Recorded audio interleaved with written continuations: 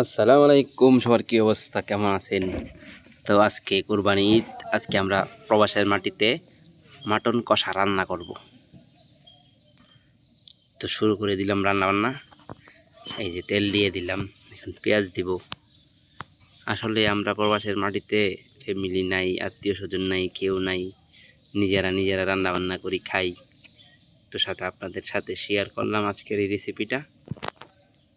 আজকে আমার এই ভিডিওটা দেখলে আপনারা মোটামুটি যারা নতুন আইবেন বিদেশ, তারা রান্নাবান্না করতে পারবেন।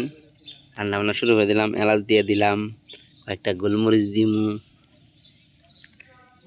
তারপরে আপনার দারচিনি, লং এগুলি দিয়ে দিব। দিয়ে পেঁয়াজটা একটু ভাজাভাজি করে, আসলে প্রবাসে অনেক কষ্টর মাঝেও কিছু আনন্দ আছে, যেগুলি আমরা সবসময় তো করতে পারি না। রান্নাবান্না আমরা কোম্পানিতে থাকি, কোম্পানিতে খাই। মাঝে মধ্যে চেষ্টা করি একটু রান্নাবান্না করি, নিজেরা কিছু নিজেদের মন মতো কিছু খাই। তো সেই থেকে আজকেরই রান্না। তো তেজপাতা দিয়ে দিলাম, তারপরে কাঁচামরিচ দিয়ে দিলাম।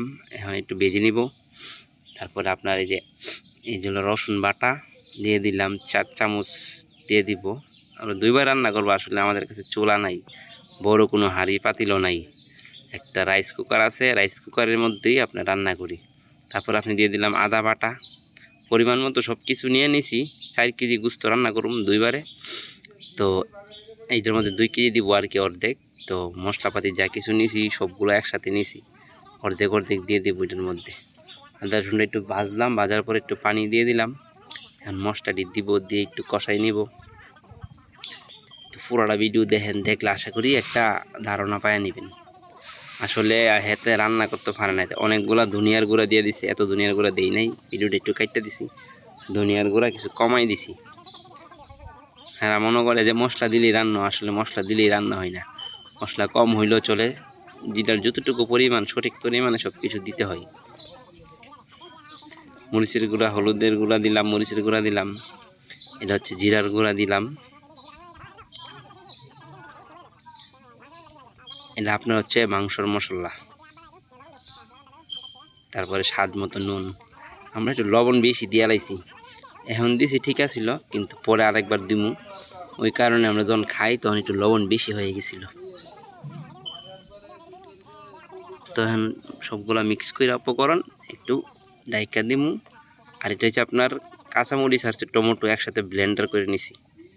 টমেটোর সস দিলাম হইলে, যে জন্য আমরা টমেটো আছে এই জন্য টমেটো দিয়েছি, টমেটোর সস আর দেওয়া হয়েছে না। একটু মশলাটা কষাই নিলাম, এখানে গোস্তগুলি দিয়ে দিব। এখানে 4 কিলো আছে খাসির মাংস। আসলে কালকে ঈদ, তো ঈদের আগের দিন আমরা মাংসগুলি নিয়ে আসছি। হচ্ছে আপনার ঈদের দিন তো সময় পাবো না, হচ্ছে আপনার নামাজের পরে ডিউটিতে যাইতে হবে। সেই জন্য আগের দিন রাত্রেবেলা আজকে আমরা রান্না করে একটু আনন্দ ফুর্তি করবো।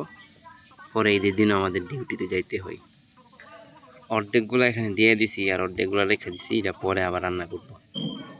একসাথে সবগুলো এটার মধ্যে দিলে জায়গা হবে না। মাংসটা মিক্স করে তারপরে রেখে দিব আপনার। আধা ঘন্টার মতো লাগবো, আসলে হিট কম, আস্তে আস্তে হয়। চোলা হয়তো স্পিডে হয়ে যেত, কিন্তু হিটের বিষয়। লবণ এখন ঠিক আছে, কিন্তু পরে আবার এই যে লবণটা দিছি, লবণ দেওয়ার কারণে লবণ বেশি হয়ে যাবে।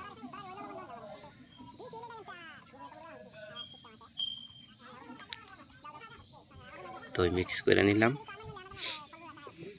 মিক্সটি করে ডাইকা দিলাম।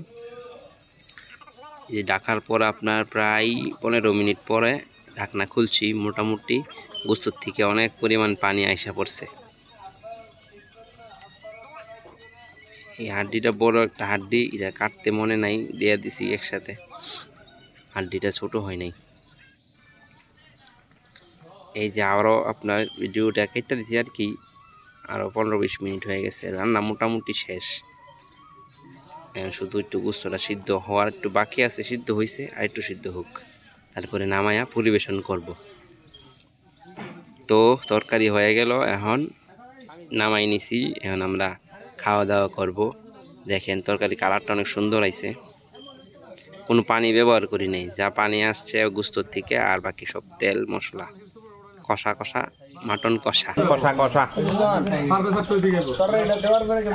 তরকারিটা অনেক সুন্দর হয়েছে, কিন্তু লবণ একটু বেশি হয়ে গেছিল।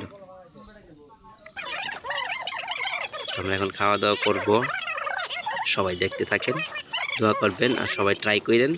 যারা বিদেশে আছেন তো অনেক কিছু রান্না বান্না করেন, খান, কিন্তু আমরা যেখানে থাকি আমাদের কোম্পানি খাবার দেয়। আমরা আজকে শুধু ঈদ উপলক্ষে একটু রান্না বান্না করলাম। সবাই দোয়া করবেন, ভালো থাকবেন, ভিডিওটা দেখতে থাকেন, আমরা খাওয়া দাওয়া করি। সবাই দিয়ে দিলাম, আমি একসাথে দিয়ে দিচ্ছি, তারপর একসাথে সব খাওয়া শেষ করে ফেলি।